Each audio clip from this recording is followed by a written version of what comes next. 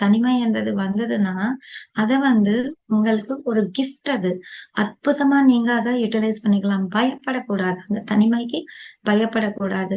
வரது தனியா தான் வரும், போறது தனியா தான் போறோம். யாரும் கூட வரமாட்டாங்க. ஸோ, அப்போ வாழும்போது மட்டும் நமக்கு ஏன் யாரோ ஒருத்தரு துணை வேணும்?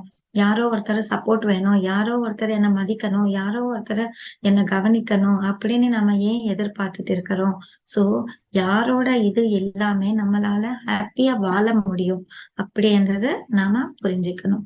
ஆ நாம எல்லாரும் கூட சேர்ந்து இருக்கும்போது, வாழ்க்கைனா என்ன அப்படின்னு அந்த வாழ்க்கையின் சத்தியங்கள் நமக்கு புரிஞ்சுக்கிறதுக்கு முடியாது. ஆனா, எப்ப நம்ம தனிமையா இருப்போமோ, அப்போ ஒவ்வொரு சத்தியமும் நம்மளால அழகா புரிஞ்சுக்க முடியும். ஸோ நம்ம வந்து இந்த மௌன தியானங்கள், இந்த ஆசிரமங்களுக்கு எல்லாம் வந்து அவங்க என்ன சொல்லுவாங்க, "நீ தனியா உன் கூட நீ இரு" அப்படின்னு சொல்லுவாங்க.